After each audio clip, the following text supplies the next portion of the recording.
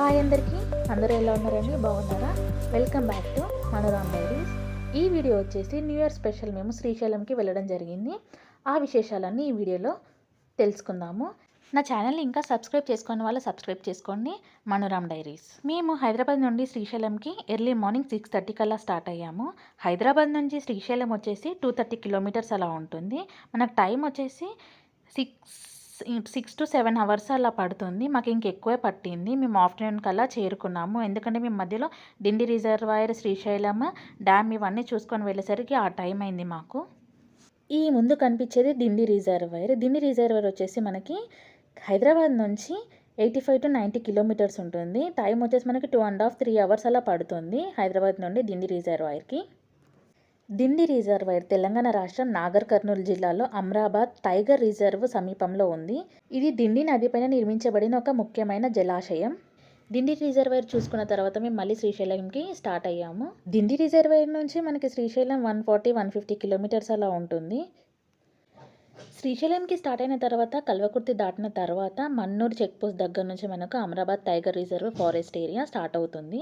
అక్కడి నుండి మనకి ప్రకృతి అందాలు, అడవి మొదలవుతుంది. మేము ఫారెస్ట్ చెక్ పోస్ట్ దాటక ముందుకు ఏదైనా టిఫిన్ చేస్తే బెటర్ అని చెప్పేసి అనుకున్నాము. టిఫిన్స్ అవి కంప్లీట్ చేసుకొని ఫారెస్ట్లోకి ఎంటర్ అయ్యాము. శ్రీశైల ఆలయము భారతదేశంలో ఉన్న ద్వాదశ జ్యోతిర్లింగాలలో ఒకటి. ఇక్కడ శివుడు శ్రీ మల్లికార్జున స్వామిగా, పార్వతీదేవి శ్రీ భ్రమరాంబిక దేవిగా పూజింపబడుతున్నారు. ఈ క్షేత్రం వచ్చేసి మనకి కృష్ణానది ఒడ్డున నల్లమల్ల అడవుల మధ్య అత్యంత పవిత్రంగా భావించబడుతుంది. పురాణాల ప్రకారము శివపార్వతుల కుమారుడైన కార్తికేయుడు తల్లిదండ్రులపైన అలిగి ఇక్కడికి వచ్చి ఉన్నాడని చెప్పేసి అతన్ని వెతుక్కుంటూ వచ్చి తన కుమారుడిని శాంతింపజేసి శివపార్వతులు ఈ ప్రాంతానికి వచ్చి ఇక్కడే నివసించారని విశ్వాసం. అప్పటి నుండి శివుడు మల్లికార్జున స్వామిగా, పార్వతీదేవి భ్రమరాంబికగా ఈ క్షేత్రంలో పూజలు అందుకుంటున్నారు అని చెప్పేసి అనుకుంటుంటారు. ఇంకా అమ్మవారి గురించి చెప్పాలంటే శ్రీ భ్రమరాంబికాదేవి అష్టదశ శక్తి పీఠాలలో ఒకటి. ఇక్కడ సతీదేవి మెడభాగం పడిందని పురాణాలు చెబుతున్నాయి. అందుకే ఈ క్షేత్రం శివశక్తి సమ్మేళనంగా ప్రసిద్ధి పొందింది. ఈ ఆలయ నిర్మాణానికి ఇక్ష్వాకులు, చాళుక్యులు, కాకతీయులు విశేషంగా తోడ్పడ్డారు. విజయనగర రాజులు ఆలయాన్ని మరింత అభివృద్ధి చేశారు. ఇక్కడ దర్శనం చేసుకుంటే మోక్షం లభిస్తుందని భక్తులు నమ్ముతారు. శివుడు, శక్తి ఒకే క్షేత్రంలో దర్శనం ఇవ్వడం ఈ ఆలయానికి ఉన్న ప్రత్యేకత. శ్రీ భ్రమరాంబికాదేవి అష్టదశ శక్తి పీఠాలలో ఒకటి అని చెప్పుకున్నాం కదా. ఇంతకీ భ్రమరం అంటే ఏంటో తెలుసా? తేనెటీగ. దేవి ఒకసారి రాక్షసుని సంహరించడానికి భ్రమర రూపంలో అవతరించిందని ఒక కథ కూడా ఉంది. ఆలయ నిర్మాణం వచ్చేసి ద్రవిడ శిల్పకళలో రూపొందించారు. ఎత్తైన గోపురాలు, శిల్పాలతో అలంకరించిన స్తంభాలు, ప్రకారాలు, మండపాలు ఎంతో వైభవంగా ఉంటుంది. ఈ చెక్ పోస్ట్ నుంచి మనము టైగర్ రిజర్వ్ జోన్కి ఎంటర్ అయ్యాము. ఇక్కడ నుంచి మనకి ఫారెస్ట్ అనేది స్టార్ట్ అయింది. నేను గమనించింది ఏంటంటే ఈ రోడ్స్ పైన వెళ్తే చాలా జాగ్రత్తగా వెళ్ళాలి. వన్ వే కాబట్టి వచ్చేవాళ్ళు వెళ్ళేవాళ్ళు ఒకే రూట్లో వెళ్తారు. ఇది వచ్చేసి మళ్ళీ ఇంకా టర్నింగ్స్ దగ్గర కొంచెం ఇబ్బందిగానే ఉంటుంది. చూస్తూ నెమ్మదిగా వెళ్తే బెటర్ అని చెప్పేసి నా అభిప్రాయం. ఇంకా చెక్ పోస్ట్ దగ్గరే మనకి కార్లో ఏవైనా ప్లాస్టిక్ ఐటమ్స్, బాటిల్స్ అలాంటివి ఉంటే తీసేసేయాలి అని చెప్పేసి అడిగారు. చెక్ చేశారు కారు మొత్తాన్ని. ప్లాస్టిక్ అలా క్యారీ చేయొద్దని చెప్పేసి అన్నారు. ఎందుకంటే ప్లాస్టిక్ వచ్చేసి మనము ఫారెస్ట్లో వాడేస్తే అవి ఆ జంతువులకి ప్రాబ్లం అవుతాయి అని చెప్పేసి వాళ్ళ ఉద్దేశము. ఈ చెక్ పోస్ట్ నుంచి శ్రీశైలం టెంపుల్ వచ్చేసి 60-65 కిలోమీటర్స్ డిస్టెన్స్ ఉంటుంది. మనకి టైం వచ్చేసి 1.5 2 అవర్స్లో మనం రీచ్ అవుతాము. మధ్యలో ఇంకా డ్యామ్ అది ఇది చూసుకుంటే కొంచెం ఎక్కువ టైం పడుతుంది. ఈ జర్నీ మొత్తం వచ్చేసి మనకి ఫారెస్ట్లో ఇంకా ఘాట్ రోడ్ మీదుగా వెళ్ళాల్సి ఉంటుంది. వీడియోలో చూపిస్తున్నట్టు ఆ టర్నింగ్స్ని బట్టి మీకు అర్థమై ఉంటుంది చాలా రిస్క్ అని చెప్పేసి. అందుకనే స్పీడ్ కాకుండా మినిమం స్పీడ్ని మెయింటైన్ చేస్తూ వెళ్తే బెటర్. ఇంకా డే టైంలో కాకుండా నైట్ టైంలో ట్రావెల్ చేసే వాళ్ళు చాలా అంటే చాలా జాగ్రత్తగా వెళ్ళాలి. నైట్ ఎవరైతే జర్నీ చేయాలనుకుంటున్నారో శ్రీశైలంకి వాళ్ళకి నేను ఇచ్చే బెస్ట్ అడ్వైస్ డే టైంలోనే జర్నీ చేయడం బెస్ట్. ఇంకా నైట్ 9 దాటితే ఫారెస్ట్లోకి ఎంట్రీ అనేది ఉండదు. మళ్ళీ మార్నింగ్ వరకు వెయిట్ చేయాల్సి ఉంటుంది. డే టైంలో జర్నీ చేయడం వల్ల మనకి సేఫే కాకుండా మంచి అన్నీ చూసినట్టుగా ఉంటుంది. ఘాట్ రోడ్, ఫారెస్ట్ ఏరియా, చెట్లని, జంతువులని అవన్నిటిని చూస్తూ వెళ్ళాల్సి ఉంటుంది. మేము టెంపుల్కి రీచ్ అయ్యేసరికి టైం వచ్చేసి 2 అలా అయింది. ఇంకా మేము డైరెక్ట్ దర్శనానికి వెళ్ళాము. దర్శనంకి వచ్చేసి మనకి 1.5 2 అవర్స్ అలా పట్టింది. ఇంకా బయటికి రాగానే అక్కడ అన్నదానం పెడుతున్నారు. ఇంకా అన్నదానం భోజనం కంప్లీట్ చేసుకొని మేము మళ్ళీ రిటర్న్ స్టార్ట్ అయ్యాము. 4:35కి అలా మేము రిటర్న్ అయిపోయాము శ్రీశైలం నుండి. మార్నింగ్ వెళ్ళి ఈవినింగ్ వరకు రిటర్న్ అయిపోయాము మేమైతే. కాకపోతే అలా డ్రైవింగ్ చేసే వాళ్ళు ఒక్కరే ఉంటే చాలా ఇబ్బంది పడతారు. 2 3 అలా ఉంటే వెళ్ళేటప్పుడు ఒకరు, వచ్చేటప్పుడు ఒకరు అలా షేరింగ్ చేసుకుంటే ఈజీ అవుతుంది. పాతాళగంగ. పాతాళగంగ శ్రీ శ్రీశైల మల్లికార్జున స్వామి ఆలయం దగ్గరే ఉన్న అత్యంత పవిత్రమైన స్నానం ఘాట్ ఇది. ఇది కృష్ణానదిలో భాగం. లోతైన లోయల్లో ప్రవహించడం వల్ల దీనికి పాతాళగంగ అనే పేరు వచ్చింది. పాతాళగంగలో స్నానం చేస్తే పాపాలు తొలగిపోతాయని భక్తులు నమ్ముతారు. ఇక్కడ స్నానం చేసి మల్లికార్జున స్వామి దర్శించుకోవడం సాంప్రదాయం.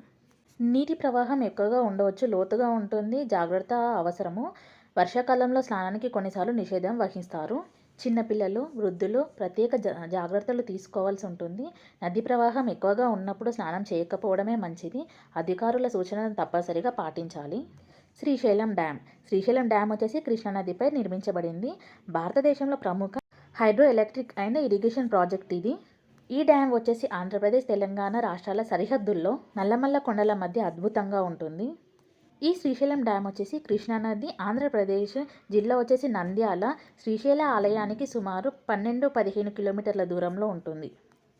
ఈ డ్యామ్ టైప్ వచ్చేసి మనకి కాంక్రీట్ గ్రావిటీ. ఈ డ్యామ్ కన్స్ట్రక్షన్ వచ్చేసి మనకి 1960లో స్టార్ట్ అయింది. 1981లో అలా కంప్లీట్ అయింది కన్స్ట్రక్షన్ వచ్చేసి. ఈ డ్యామ్ ఎత్తు వచ్చేసి సుమారు 148 మీటర్లు అలా ఉంటుంది. పొడవు వచ్చేసి 512 మీటర్స్ అలా ఉంటుంది. శ్రీశైలం డ్యామ్ వచ్చేసి one of the India's largest hydro electric power stations. Capacity వచ్చేసి 1670 మెగావాట్స్. ఈ డ్యామ్ ద్వారా మనకి ఆంధ్రప్రదేశ్కి, ఇటు తెలంగాణకి పవర్ సప్లై అనేది జరుగుతుంది. శ్రీశైలం డ్యామ్కి ఎక్కువ వాటర్ స్టోరేజ్ కెపాసిటీ ఉంటుంది. వర్షాకాలంలో గేట్లు తెరిస్తే కృష్ణానది ఉప్పొంగుతూ ప్రవహిస్తుంది. ఆ దృశ్యాన్ని చూడటానికి ఎంతోమంది పర్యాటకులు అక్కడికి వస్తుంటారు. మనకు శ్రీశైలం డ్యామ్ వచ్చేసి ఫ్రంట్ వ్యూ వచ్చేసి gates, dam wall, controlled water flow అలా ఉంటుంది. బ్యాక్ వ్యూ వచ్చేసి మనకు హిల్స్, పీస్ఫుల్ న్యాచురల్ సరౌండింగ్స్తో చాలా బాగుంటుంది. మేము శ్రీశైలం టెంపుల్కి వెళ్ళే ముందు వెళ్ళే దారిలో మేము ఫ్రంట్ వ్యూ అనేది కవర్ చేసాము. దర్శనం కంప్లీట్ చేసుకొని రిటర్న్ అయ్యేటప్పుడు మేము బ్యాక్ వ్యూ అనేది చూసుకొని మళ్ళీ ఇంకా రిటర్న్ అయిపోయాము. అంత పైనుండి చూసేసరికి నాకైతే చాలా భయం వేసింది. పైనుండి కిందికి చూస్తే ఇంకా వాటర్ గేట్స్ ఓపెన్ చేయనప్పుడే ఇలా ఉంటే, ఓపెన్ చేసినప్పుడు ఇంకెలా ఉంటుందో ఒక్కసారి ఆలోచించండి, ఒక్కసారి ఊహించుకోండి. వీలైతే మీ పిల్లల్ని కూడా ఒకసారి తీసుకెళ్ళడానికి ట్రై చేయండి. ఎందుకంటే వాళ్ళకి కూడా తెలుసుకోవడం చాలా ఇంపార్టెంట్. డ్యామ్ అనేది ఎలా వర్క్ అవుతుంది, హైడ్రో ఎలక్ట్రిసిటీ ఎలా జనరేట్ అవుతుంది, ఇరిగేషన్కి ఎలా యూజ్ అవుతుంది, వాటర్ స్టోరేజ్ అనేది ఎలా ఉంటుంది, ఇవన్నీ వాళ్ళకి డైరెక్ట్ చూస్తే ఇంకా చాలా బాగా అర్థమవుతుంది కదా. ఎగ్జాక్ట్లీ 2 అలా అయింది. మేము ఇవన్నీ కవర్ చేసుకొని టెంపుల్కి రీచ్ అయ్యేసరికి, ఇంకా టెంపుల్కి రీచ్ అయ్యి కార్ పార్క్ చేసుకొని, ఫోన్స్ అనేటివి అలో లేవంట. అక్కడ కౌంటర్ అవైలబుల్ ఉందంట. మేము ఇంకా కార్లోనే ఫోన్స్ అన్నీ పెట్టేసి లాక్ చేసేసి టెంపుల్కి అయితే వెళ్ళాము దర్శనాని కోసము. టెంపుల్ టైమింగ్ వచ్చేసి మార్నింగ్ 6 నుంచి 1 o'clock వరకు ఆఫ్టర్నూన్. ఇంకా ఆఫ్టర్నూన్ 3:30 నుంచి నైట్ 8 వరకు అలా ఉంటాయంట. మేము ఇంకా 3కి అలా దర్శనం చేసుకున్నాము. ఇంకా మేము టెంపుల్ నుండి బయటికి రాగానే మాకు అన్నప్రసాదం కూడా లభించింది.